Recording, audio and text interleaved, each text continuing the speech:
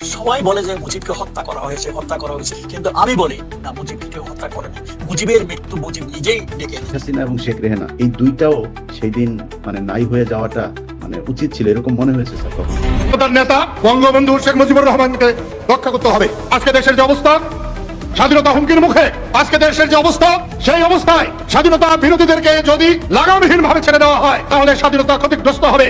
সেই জন্য স্বাধীনতাকে রক্ষার জন্য এবার যুদ্ধের ডাক দিলেন কাদের সিদ্দিকী। মুক্তিযোদ্ধাদের বিরুদ্ধে যুদ্ধের জন্য প্রস্তুতি নিতে বললেন তিনি।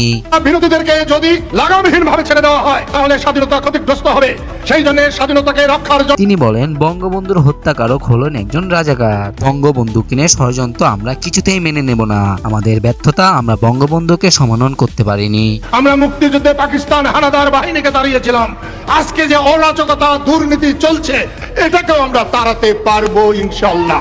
আর দুর্নীতিবাজ, ঘুষখোর, প্রতারক, মিথ্যাবাদী, তাদের গলায় গামছা দিয়ে টান দিলে একটানেই শেষ। তিনি বলেন, আপনারা বাংলাদেশকে পাকিস্তান বানানোর প্রচেষ্টায় আছেন, কিন্তু আপনাদের পরিকল্পনা আমরা সফল হতে দেব না। আপনারা পাকিস্তান চেয়ে বাংলাদেশে রাজনীতি করতে পারবেন না। পাকিস্তানে যে দেখেন কেমন স্বাদ, কিন্তু আমরা পাকিস্তান বানাতে দেব না।